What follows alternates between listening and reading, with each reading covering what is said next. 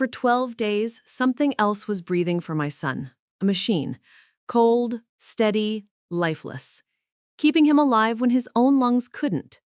And then, in a moment no one expected, he breathed, on his own.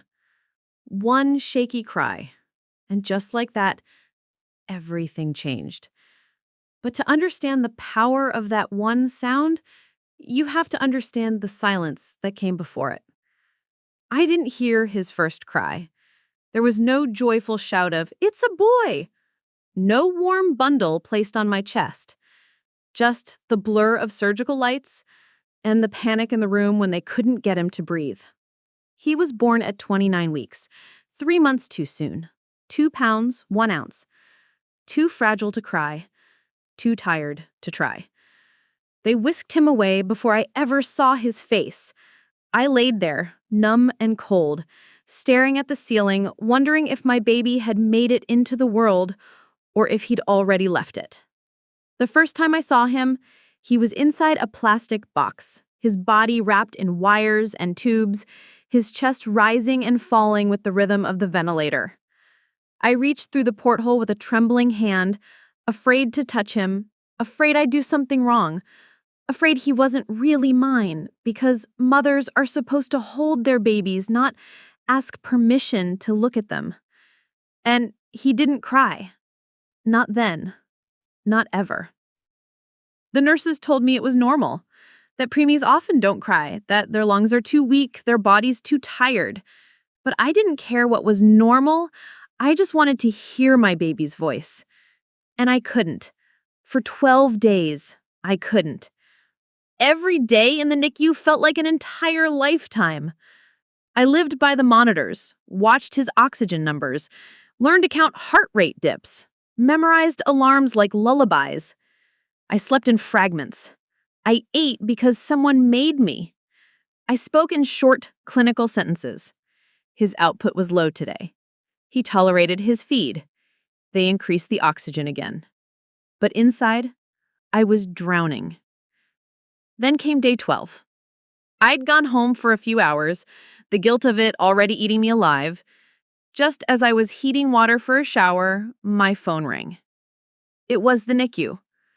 His oxygen had dropped suddenly. His breathing was shallow. He wasn't responding like before. They said, "We just wanted to keep you updated." But I heard what they didn't say. So I ran. I drove with shaking hands. I prayed out loud, "Please don't take him. Please don't take him. Please." By the time I got there, he was back on full support. The room was calmer, but my heart wasn't. I stood next to his incubator, staring at the rise and fall of his chest, wondering if he was still in there, if he was still fighting, if he could feel how terrified I was. The nurse adjusted a tube. Another one was charting. The room felt too quiet. And then it happened. Just as the nurse turned to walk away, he made a sound. A noise so faint, so raw, so completely unexpected, we all froze. A cry. His first. Not a full scream, not even a whimper, just a crack in the silence. A voice that had waited 12 days to be heard. It made the nurse turn back. She leaned in, checked him, and noticed something was off. The cry had revealed something, an obstruction, a hidden issue they had seen. They acted quickly, made adjustments, and within minutes, his levels began to stabilize. That tiny cry, that fragile, fleeting sound, was the moment everything shifted. I cried harder than I ever had in my life, because it wasn't just a sound, it was a fight. It was him telling the world, "I'm still here. I want to stay." In that moment, I felt him choose life, and I've never heard anything more powerful. I thought that cry would be the moment everything turned around. And in a way, it was. But not all at once. Not like I hoped. Not like the movies. There's no miracle montage in the NICU. No quick cut from heartbreak to healing. Instead, there are charts, setbacks, progress measured in decimal points, and a kind of hope that feels like holding your breath underwater. After that cry, they adjusted his care, made changes, watched him closer. They told me it was a good sign, but I could hear the hesitation behind their words. Good sign. Not safe, not stable, just good. A thread to hold on to. And I held it like it was life itself. I watched his numbers like scripture, wrote down every ounce he gained, read articles at 3 a.m. about preemie lung development and neuroplasticity and caffeine therapy. I knew more about oxygen saturation than most people know about their own phone settings. I learned to speak in whispers, because NICU hope is fragile. It cracks if you say it too loud. So I didn't. I didn't celebrate, didn't post updates, didn't tell anyone about the cry. Because what if I was wrong? What if it didn't mean what I thought it did? People would ask, "How's the baby?" And I'd answer with the most practiced phrase in every NICU parent's vocabulary. He's hanging in there. It's the perfect lie. Not too dark, not too hopeful, just suspended. Like we were. And we were. Suspended in the space between alive and well, between machines and miracles, between silence and sound. But that cry, it echoed in my chest for days. Sometimes I thought I imagined it. Other times I'd replay it in my head over and over, just to remind myself it really happened. Because it meant he was trying, that his body wasn't giving up, that somewhere deep inside him, he was reaching for this world. And I wanted to reach back. So I did everything I could, hold his hand through the incubator, read him the same story every day, whispered the same words into his tiny ears. I love you. You're strong. I'm right here. I didn't know if he could hear me, but I needed to believe he could. Because if that one cry had been real, maybe my voice could be the next reason he fought harder. Still, fear was always there. Every time I saw a nurse walking faster than usual, my stomach dropped. Every beep made my shoulders tense. Every time his monitor dipped, I forgot how to breathe. Even joy was exhausting, because joy always carried the threat of what could happen next. That's the thing people don't tell you. When your baby starts getting better, the fear doesn't leave. It just changes shape. Now you're afraid to believe it. Afraid to fall in love too hard. Afraid to imagine life outside the NICU. Because what if you do and it's taken away again? So you live in limbo. You smile cautiously. You hope quietly. You hold your baby gently, afraid that one wrong move will unravel it all. But slowly, the changes kept coming. First, he tolerated his feeds. Then he came off one machine. Then another. His cry grew stronger. Not loud, but more certain. More his.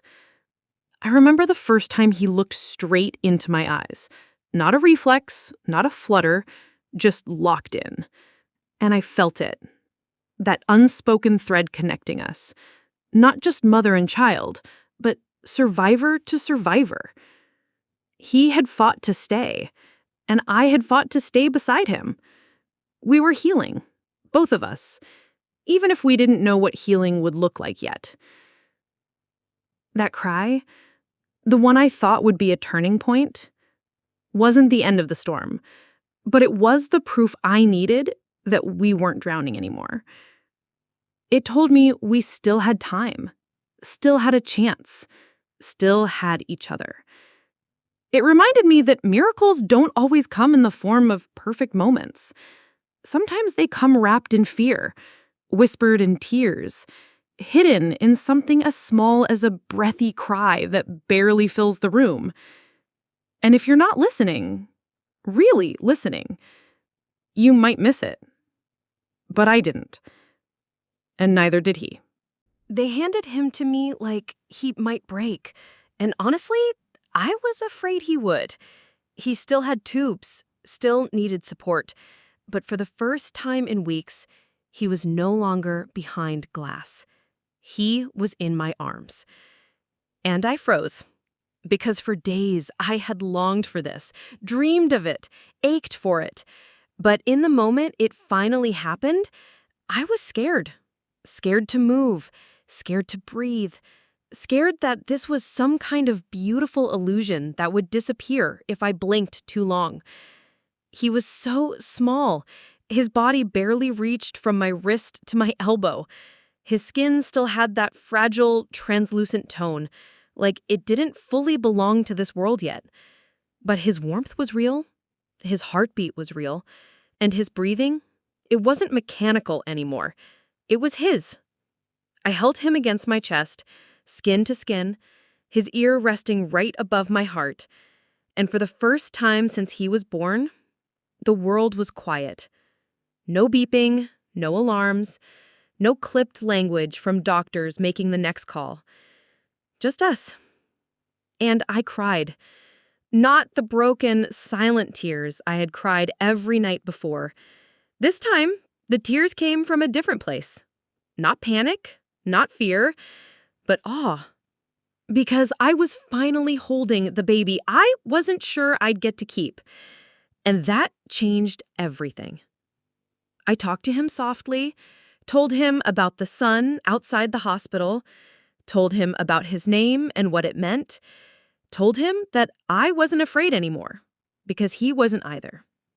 He looked up at me once, just for a second, his eyes barely open, and I felt like the universe had paused just long enough for us to meet again, this time on the same side of the glass. That first cry, the one that changed everything, wasn't just a sign that he was fighting to live. It was permission. Permission to believe in tomorrow, permission to fall in love with him fully, permission to stop bracing for goodbye. Before that cry, I had loved him in fragments, loved him through fear, loved him with my whole heart, but always with one hand clenched tight around hope, just in case. But after that cry, I let go. Not of him, but of the fear that kept me from being his mother instead of just his witness. That sound, that moment, rewired everything inside me. I stopped praying for miracles and started thanking him for being one. He began to grow. His feedings improved. The nurses said he was making leaps. They said the word discharge out loud for the first time. And suddenly, the world outside the NICU started to feel real again. The day they told me we could take him home, I didn't jump for joy. I stood still, let the words sink in, and cried. Because how do you walk out of the place where you became a mother? Where you watched your child fight harder than most grown men ever will? Where you learn the language of machines and grief and quiet hope? How do you say goodbye to the room where your baby cried for the first time and saved his own life? I didn't know how, so I just whispered, "Thank you," to the empty space, hoping somehow the walls would remember us, hoping somehow he would too. At home, things were different. Quieter, simpler, but the echoes came with me. I still flinched when I heard a beep, still woke up at night to check if he was breathing, still paused before smiling, because part of me still lived inside those 12 days of silence. But every time he cried, in the middle of the night, or while waiting to be fed, I smiled. Because that sound, that once scary, once impossible sound, was my favorite thing in the world. It reminded me of everything he survived, and everything I did too. I don't tell this story because it's traumatic. I tell it because it's true. Because somewhere out there, another mother is staring at a plastic box, wishing her baby would cry. And I want her to know, even if it's quiet now, even if it feels hopeless, Even if you're holding on by a thread, your baby is still fighting, and so are you. Sometimes the smallest sound is the loudest declaration of life. So if you hear it, that tiny cry, don't ever underestimate what it means. It might just be the moment that saves everything. If this story touched your heart, if you've ever stood next to a monitor praying for one sound, one breath, one cry, then you're not alone. Share your NICU journey in the comments. Your story might be the hope another parent needs tonight. Tap like if you've ever carried quiet strength. Hit subscribe for more real stories that remind you, even in silence, you're still fighting. And so is your baby. This space is for you. You are seen, you are strong, and you are never alone.